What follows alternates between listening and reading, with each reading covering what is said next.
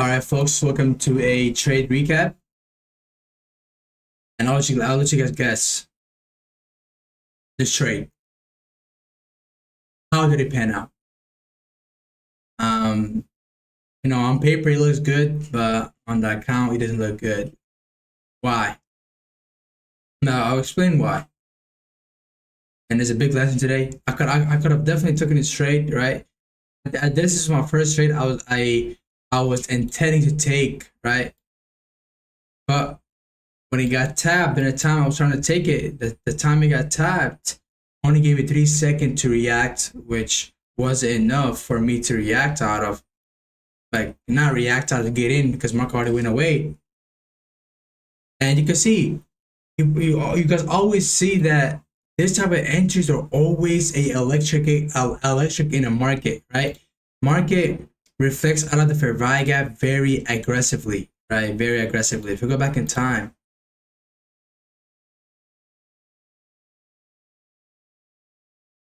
the market reflects out of it very aggressively. So, and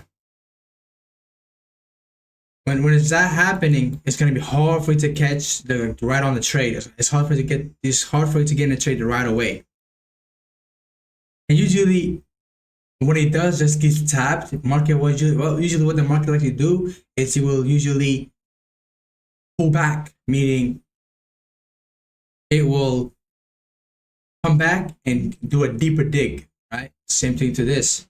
Tapped it, but we need a deeper fill, right? We want, how the market maker goes, right?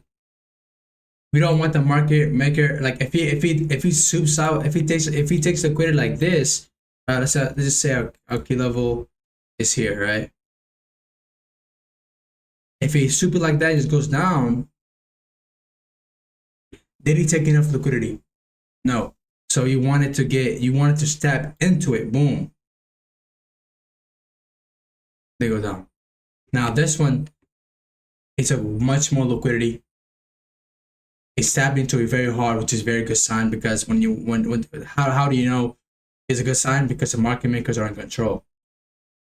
Now that's why.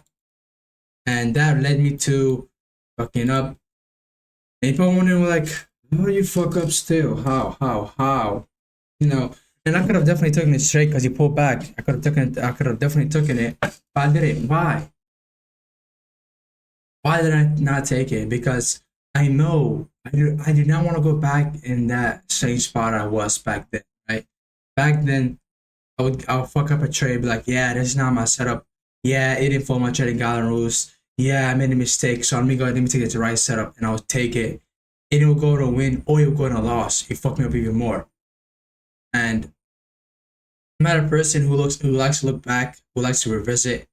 I likes to move forward, right? I didn't want to go like I definitely can take it and get a 100K funded account, get some profit in my personal account, but I'm not gonna do it. I'm not. Why?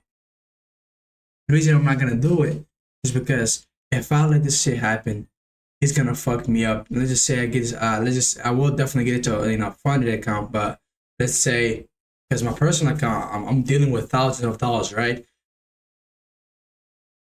Then if this happens, guess what? I get in a trade with a larger capital on my personal account. It fucks me up, and guess what? Now I have to go through the same fucking lesson, but on a larger scale of capital, and I have to lose even more money for me to learn. Now, if I don't learn this from the beginning, what makes you think I'm gonna learn it from that? On the harder path where I have more capital, it's gonna be much harder, right? It's gonna be much harder. Can't let that happen. So I was like, I can take it back. I know this trade is going to be a winner because the yesterday one failed, the other one failed because I know my strategy, how it works, obviously, right? I have a really high strike rate if keep in mind, if I follow my trading guideline rules, which I do. But if I don't, in some cases like this, I will not take my setup even when it's correct because I know I already took my trade for the day. If I let this slide, let's just say I get in a bad headspace in the future, something happens to me, I get in the market, I trade, and eventually when I'm trading, guess what happens? I take a loss that's not in my system, so I think it's not in my system. Let me take another trade. Boom. That is in my system, which it is, but let's say it's in my system. Take it, another loss. And those two losses alone, like it fucks up with your mentality a lot because now you just procrastinated. You just masturbated basically, right? You just procrastinated on your thing. And all you gotta do is what? Build it up back up. When building it back up, it's gonna be difficult because you're gonna have the urgency to do it again over and over and over. Like how they say in I saw some lectures. They said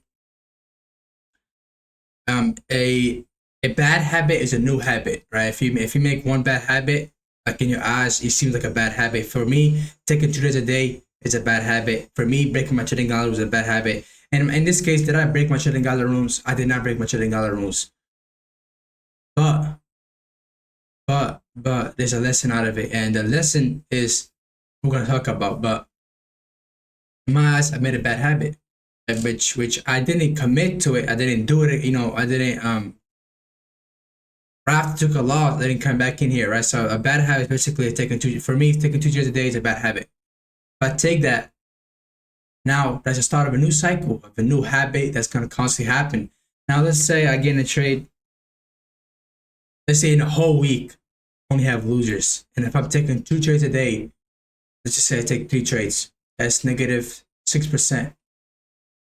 And just imagine that on a larger scale. You guys always gotta imagine it in a larger scale. And right now you may have like low capital, it may not affect you, but you always gotta think in a longer term because this is overall what you're here for, right? You're not here for the next 6 years, 7 years, right? That's a long time, but you want to think about the next decade.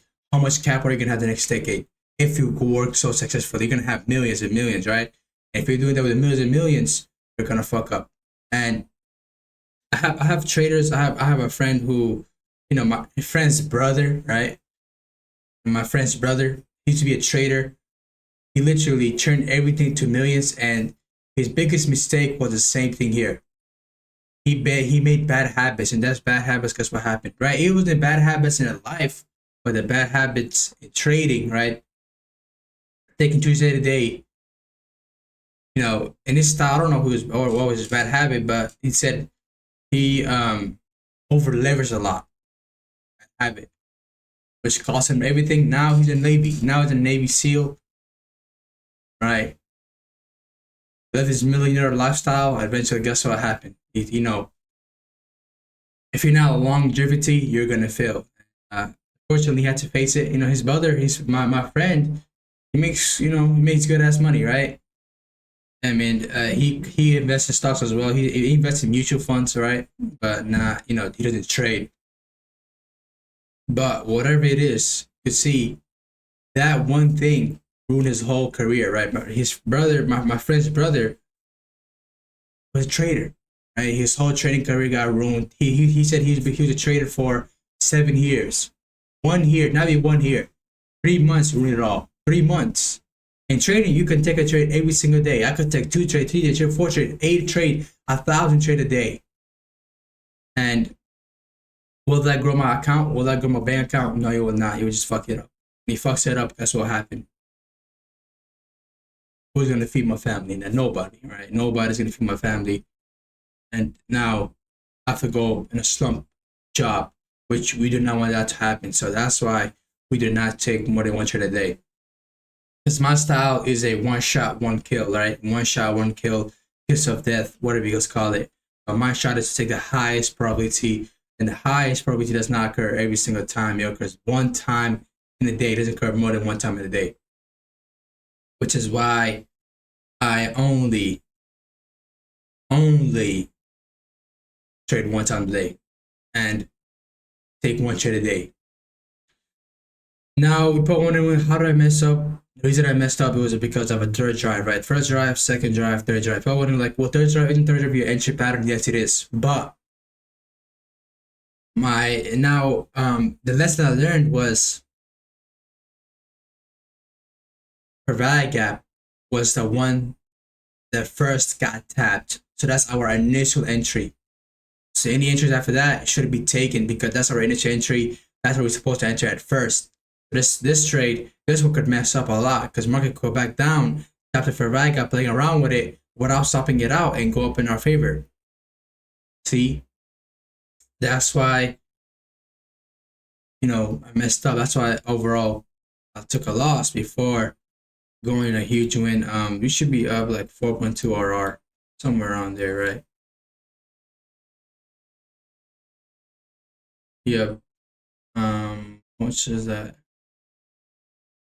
5 RR right over there. That could have passed my 100K account, whatever. I don't want to say the word could have, should have, would have, right? I didn't do it. I didn't do it, right? Now, this is the breaker I took. Tapped, I was like, okay, we're okay. Put my stop loss like right below the slow, like right on the division block, and get stopped out, and the market eventually reversed from there on forward. And yeah, did our first take profit. That's not your first take profit. Our take profit is all the way here. Now, you failed, right? Why do you fail? Because our initial entry was supposed to be the survival gap below an old low. And my favorite pattern entry is the survival gap below an old low or old high. They're the most highest probability. As I showed you guys in the start of the video, and this right now. But this entry does mess up with people. A lot of people's psychology, like, yo, the stop loss is so wide.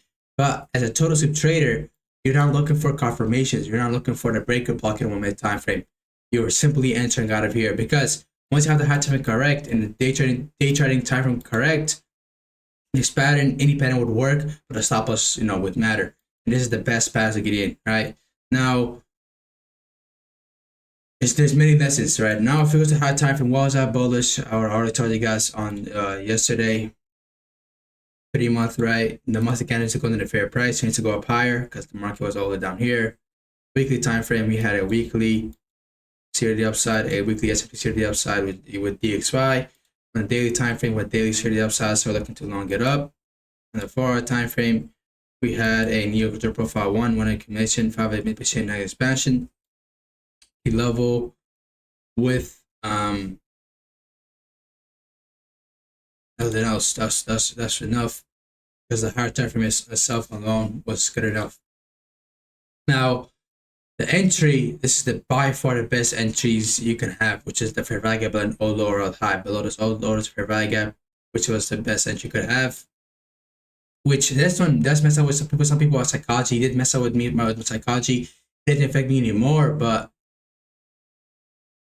he's like, oh, this is so silly, right? And you guys know the best time to enter a total soup trade is when it feels silly to enter a trade. And during this time, to me, it felt like it was so silly to enter the trade. That was a perfect time where the market reversed. When the time feels, when you FOMO, that's a time when a total soup is not there. During this time, I felt FOMO. So I got fucking butt plugged, right? Now, you guys surely see the importance of this, right? When the entry feels silly, the value gap above an old high, old low, and a lower time frame will always feel silly. But guess what? When it feels silly, it's the best time to enter because that is when the market will reverse. When it feels silly, that's when total soup happens. When you feel FOMO over out here, then you're fucked up because what's gonna happen is you enter, you get stopped out, market goes down a little bit, stop the fair value gap anymore, goes up higher. Now the next lesson is we always want a deeper dig, right? We always want a more aggressive into our key level. We don't want a tap into it, right? A tap into it means it didn't take enough liquidity. So there will be high likelihood of a revisit over deeper dig, goes up higher, right? Taps it, didn't take enough liquidity. So it goes deeper, goes up higher. Now the next lesson is to always take the first entry, right? The first entry that it shows. So the first entry was this, right? So if he showed this entry, I cannot take it for backup. I cannot take a third drive, double bottom, double top. I can't take anything else but this. If I miss this, I can't take it because it will cause me to FOMO in. Anything after US initial entry will cause you to FOMO in, which you don't want, which that's why I fucking lost. Right? Now,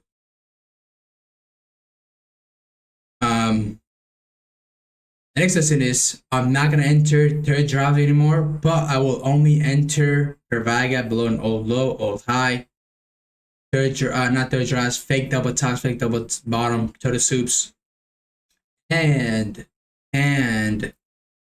what else?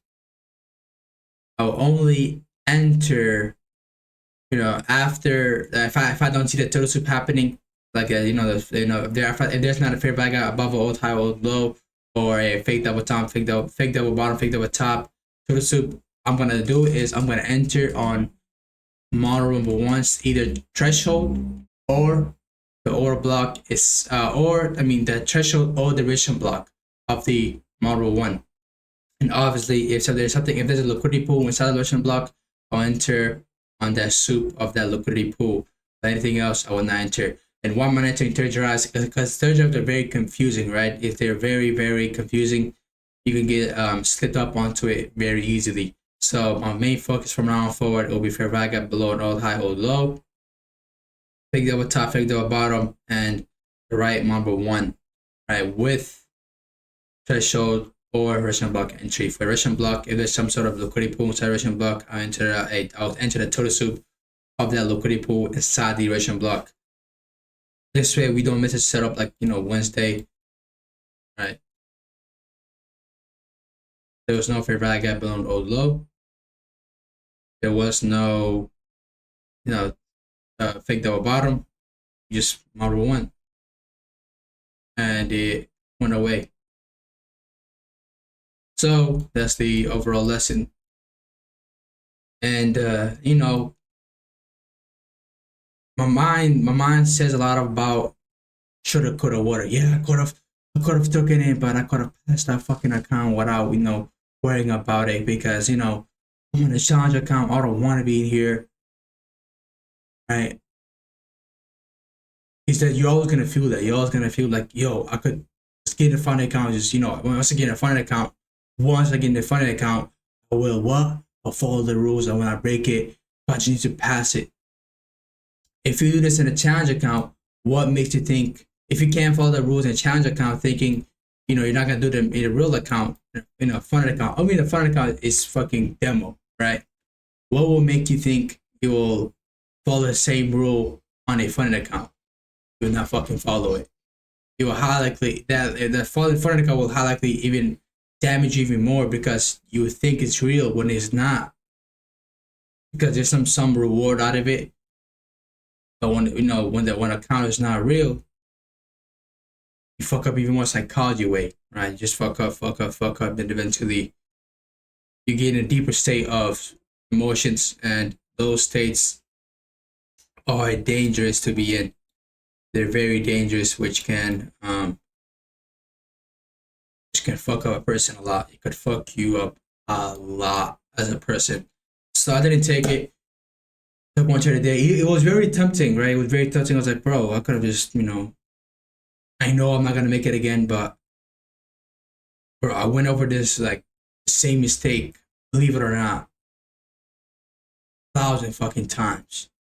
Like I had days where I was like, bro, this, I constantly reported to myself, I do not take more than one trade a day, regardless of the outcome, regardless if I make a mistake or not, regardless if I, regardless if it's a break-even trade or not. I do not take it because back then, those losses affected me very fucking hard, right? And those days, like, I leverage way more, right? With live account, leverage way more. So those hit me even harder. So if I do the same mistake again, just bring me flashback, which those flashback will damage a person a lot if you don't, take care of it, which you can't let it happen. How do you take care of it? Don't let it fucking happen. And yeah, it's a big lesson. So from now on forward, we're not going to enter third drives. We're all going to enter fake double top, fake double bottom for 2 separate candles of 4 hour, 1 hour candles. only fair value above old high or low, fair value above old high or low are the best entries by far. Why? I showed you guys. There's multiple other examples, but the reason is because it feels silly, and when something feels silly, you know it's correct, because as a Turtle Soup way, something feels silly, be like, this is a blind entry. There's no confirmation. When it feels like that, that is when it's the best time to enter, because that's when the market is exactly going to make the low or high of the day, low of the day, low of the candle, high of the candle, etc., etc. Something like this. Because keep in mind, this right up here alone isn't telling the whole story. That entry alone, when it feels silly, isn't telling the whole story. It's a higher time frame first, then the day trading aspect, then this. Once you have those higher time frame, this barely matters. The only thing that matters on this is a stop loss placement, right? That's why I got stopped out here. If I put my stop loss here, if I took a trade, I would still been in a trade, right? But that's why I gotta take a smarter entry where that, that stupidity doesn't happen. And from now on forward, I will enter order blocks and the multiple ones, threshold or person block, depending on how the candle is formed. And yeah, I will take the first initial entry. So whatever given market, whatever given the first initial entry, I will not take any other trades other than that first initial entry. And this is the first time I made that mistake, which will never happen again. I will actually, matter of fact, write it down right now, which will never happen again. And yeah, there's no rushing in passing. And because you guys know this, one trade for me is a kill, right? One trade is a kill for me, right? One trade is all it takes. I pass challenges accounts in one trade. Doesn't matter if I'm a drawdown on that account. Doesn't matter whatever that account is in. One trade gets me out of drawdown, passing me the account. One trade, pass me the account, regardless of where am I at, regardless if I'm in drawdown or not. 6% gain is easy because most of my trades are above 10 RR. Keep that in mind, right? So I have no stress of me like, yeah, now I need to make more percent. On the account I was down, like recently I was down 2% and passed the account, right? When I needed a 12% to pass because I needed 10% to pass because I had an extra discount on it. So that percentage gain is near a big problem for me. I'm just gonna take it. So see, one trade just passed me account, right? 12, I need 12%. Passed it. I had a 24 RR, passed it. This one, if I get down 8 RR, 8%, one trade does it, right? One trade I take what? 31%. Get out of drawdown either get out of drawdown or pass the account with getting out of drawdown, right? Because most of my trades are very high RR, and which is very simple. Once you look into like these hedge funds, man, they make a lot of RR. They make a shitload of money, right? So yeah, thank you for watching. I think Monday we'll be able to catch some sort of a possible continuation, case of death, possibly. So I'm not having any FOMO problem here. Monday could be a day where I could possibly catch this trade to the upside. That's why I'm not FOMO again. That's why, because you guys know one trade does it all. But yeah, and even if that trade fails, I don't care because I know over the long term, I'm profitable. Over the long term, one trade does it. Right? Not me one trade does it. I have a very high RR with the right risk management, with the right position sizing, with the right RR. So I know over the long term, I'm gonna make money. So this is a short-term price based movement. And today, this really affected me in a way where like, fuck, whoa, because I'm like, man, I definitely didn't make a dumb decision. Why the fuck did I phone win? All right, so the next lesson is do not phone win. I will not phone win again. And yeah, thank you for watching. Make sure you guys like, comment, subscribe, share. Join the Telegram link in the description below. You can see that yesterday setup failed, and this one worked out. The two that setup failed, but this one worked out. Why? It's because I said it on my Telegram. You could check it out on my Telegram. I'm not gonna say it over here, but join the Telegram to know why.